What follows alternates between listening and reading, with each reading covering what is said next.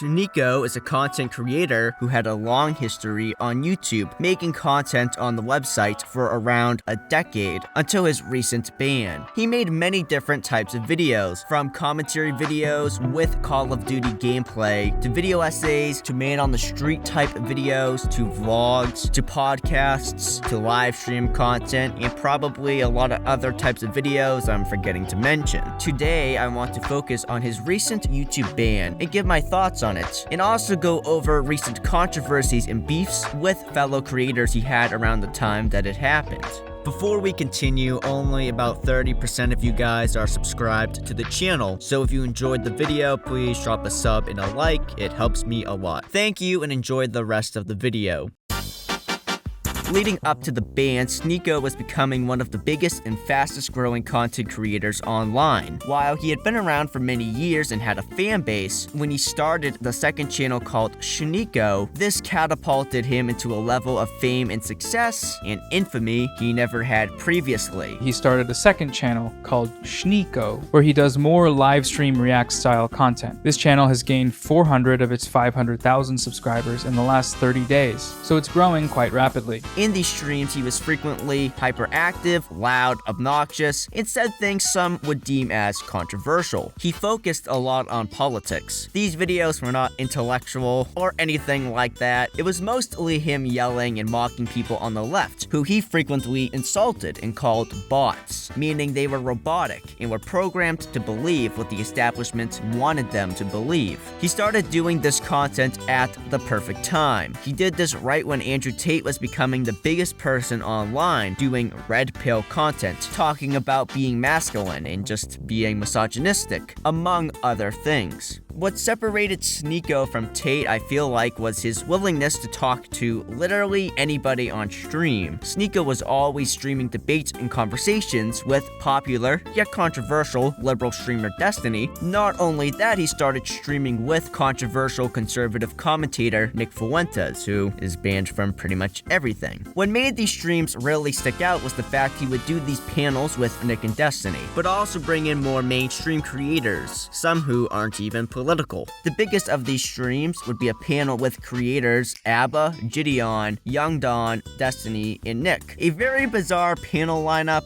but a big one at that. It would have tens of thousands of live concurrent viewers, and after the stream ended, uploads of the panel would receive upwards of 1 million views. While doing content with dialogue in which nothing was off limits, he built quite the following, but he also garnered a lot of haters, which makes sense. If you're getting popular off of doing controversial things, you will get people who don't like you because you are controversial. These streams were so controversial that clips of SNEAKO would be played in the Senate, which would scare SNEAKO, fearing deplatforming. At the time, Destiny said it wasn't that big of a deal. There are tons of videos with a lot of views criticizing SNEAKO, and there are tons of people who have beef with SNEAKO. Unfortunately, I can't get into all of these situations. Today, I just want to take a look at 2 of these situations leading up to SNEAKO's ban. Brandon Buckingham is a popular comedian, YouTuber, and fighter. He's an affiliate of comedian Sam Hyde. I learned about him when he did an interview with Mr. Medicare, shortly following the one I did with Medicare. On this stream, I sent him a super chat. I would have another interaction with him via super chats until I got the chance to meet him IRL, and we became mutuals on Twitter, and then I got banned.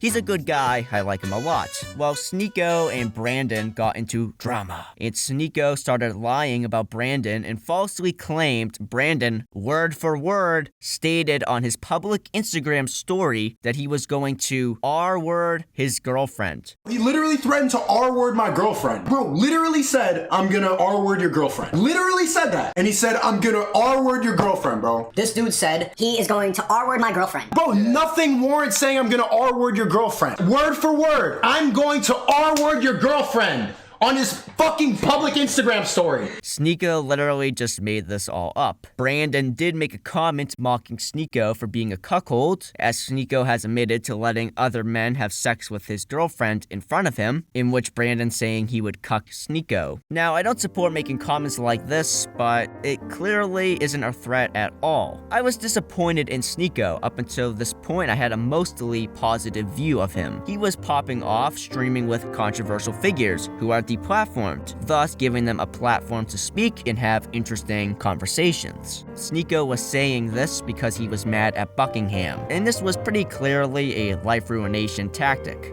And this rightfully upset Buckingham. It would hurt his mental health, so he would check himself into a mental health facility for a little bit. He started talking about making an expose video. Leading up to the expose video, Brandon started posting nude photos of SNEAKO. These weren't leaked or anything, they weren't obtained maliciously from what I can tell. SNEAKO modeled for these and they were publicly available. But still, I don't think this was appropriate or necessary. Eventually, he would respond to what SNEAKO said with a 2.5-hour-long expose video in a 16-minute long diss track featuring Spider Gang rapper Christ Dillinger and RXK Nephew. In this video, I would have said I was completely on Buckingham's side. However, I do not approve of the nude sharing thing, and he also started contradicting himself on one thing.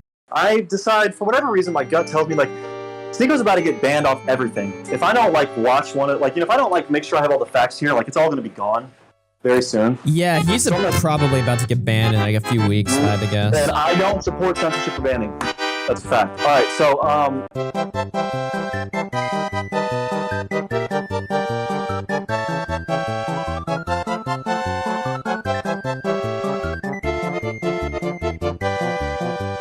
However, following SNEAKO's ban, Buckingham started to celebrate it and take credit for it. So not only is he being hypocritical of what he said previously, but Brandon is someone who works with Sam Hyde, someone who has been deplatformed from many social media websites and Adult Swim. So I don't know why he is being pro-deplatforming here. If I had to guess, I think he knows deep down the deplatforming is wrong, but he is letting his hatred of SNEAKO make him abandon his principles. I think it's funny that SNEAKO got banned. I'm not pro-deplatforming. I think when you make up fake rape allegations about me, you tried to ruin my life, and I'm happy that something bad happened to SNEAKO. Brandon's got a point. If he broke his foot, I'd be happy about that too, okay? I've never supported deplatforming. I actually said he should be free on Twitter. Hassan got his Twitter banned. That's fucked up. He got banned on Twitter for no good reason. And I'm sure his YouTube shit is like a little bit ridiculous as well, but at the same time, I'm happy something bad happened to SNEAKO because I don't like the guy. Great point, Brandon. Now, Selva. Great point, Brandon. I think it's obvious Brandon didn't get him banned. He doesn't have the influence someone like Keffels has to get people banned. But SNEAKO's ban happened shortly after Buckingham dropped his exposed video, so he decided to take credit for it. I've gotten a lot of criticism for being on Brandon's side during this, as SNEAKO's fans are loyal to him. However, I think you can still enjoy someone's content while also recognizing when they are doing something bad. SNEAKO lying about Brandon and doing life ruination shit is wrong, but Brandon isn't without some criticism in my opinion. Brandon would receive pushback following this exposed video. Some people thought he took what SNEAKO said way too seriously,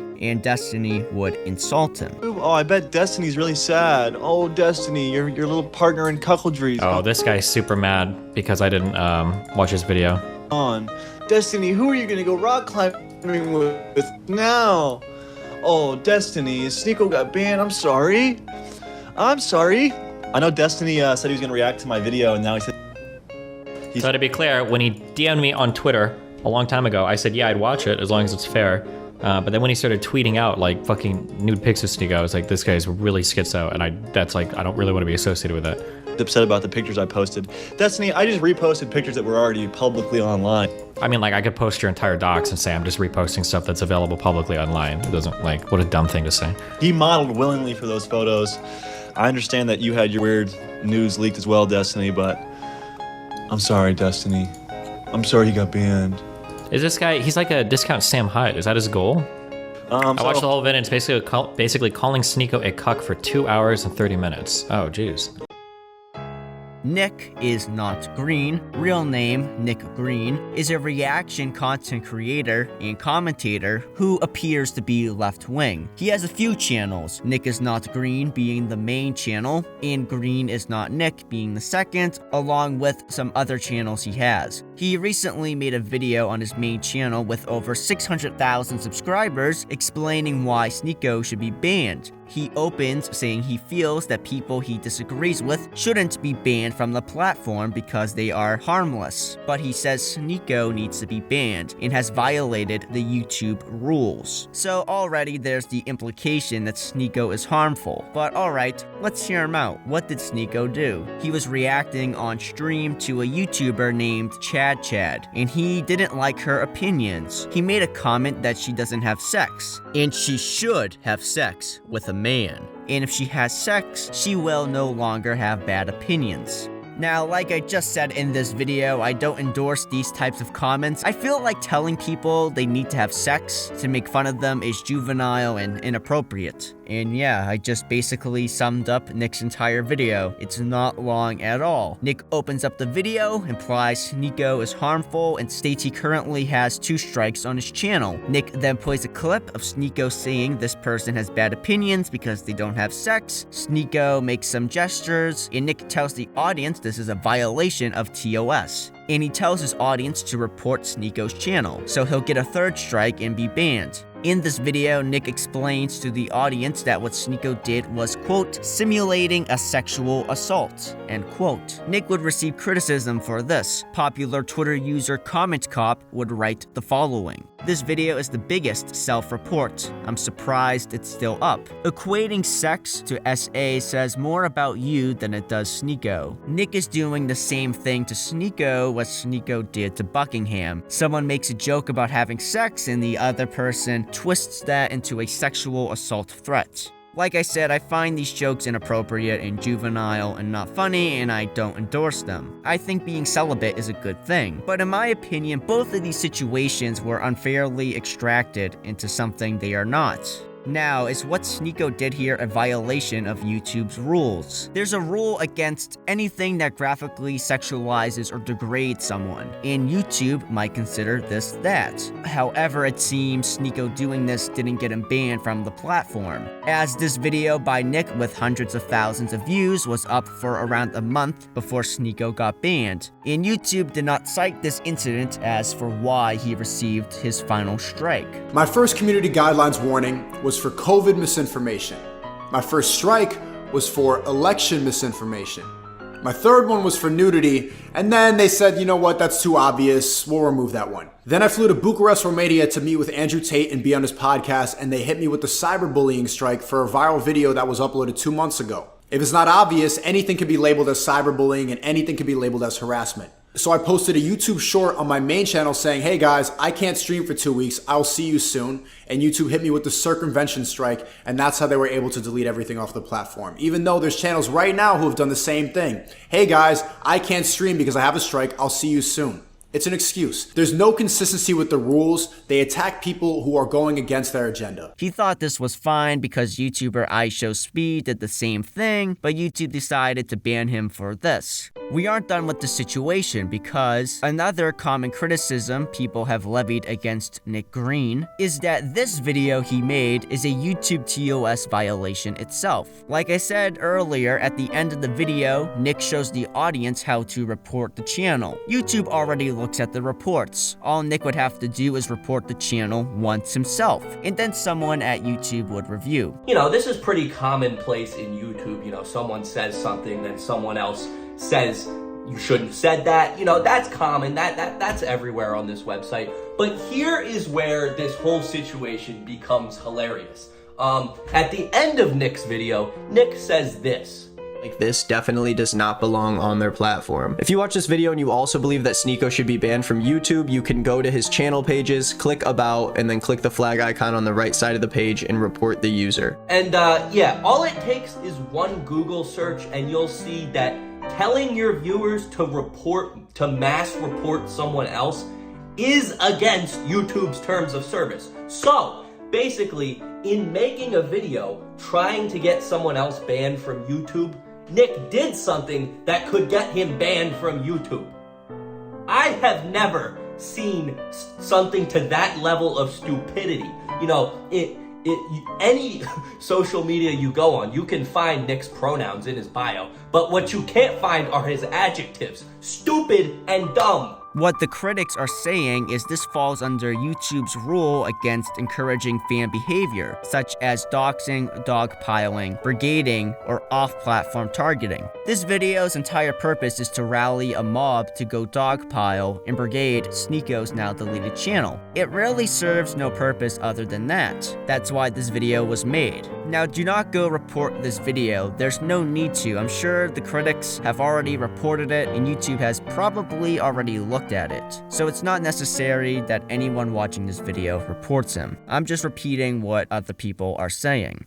On October 3rd, SNEAKO would be banned from YouTube. A few days prior, he would appear on stream with the similar and also recently banned creator Andrew Tate. SNEAKO would announce the banning on Instagram, showing what YouTube sent him in regards to it. YouTube is no longer the Wild West, and it's not fair to its creators. SNEAKO was someone who was popular and created videos for almost a decade, and they instantly wiped out all his videos like they were nothing. His main channel had no strikes on it, yet they removed it at the same time as his streaming channel, which was the channel with the strikes. They did this saying he was circumventing his strikes. Prior to this, he was already recently banned from Twitter and TikTok. Some people are happy with this, as they disagree with him and they don't want his message to spread. I've seen creator Nicholas Diorio try to reason with these people, highlighting the fact SNEAKO will likely bring his young audience to a platform that's completely filled with even more controversial figures than SNEAKO. They'll be in an echo chamber and they'll never have their opinions challenged. As if you're on YouTube, they can easily find creators ripping into SNEAKO, explaining why they think he's wrong. Although I don't see the point in trying to reason with these types of creators. They have no reason to change their stance on deplatforming. The less competition they have, the better. More views for them and less creators trying to change their audience's mind. It's unfortunate to see more content creators get banned from this website, and I don't think this will stop anytime soon. SNEAKO did try moving to Twitch, a streaming platform that has even more strict rules than YouTube. And he didn't last long over there. He was banned after only a few streams. They didn't seem to cite any rule. They probably only banned him because the other platforms had recently done the same. What does the future hold for SNEAKO? Who knows?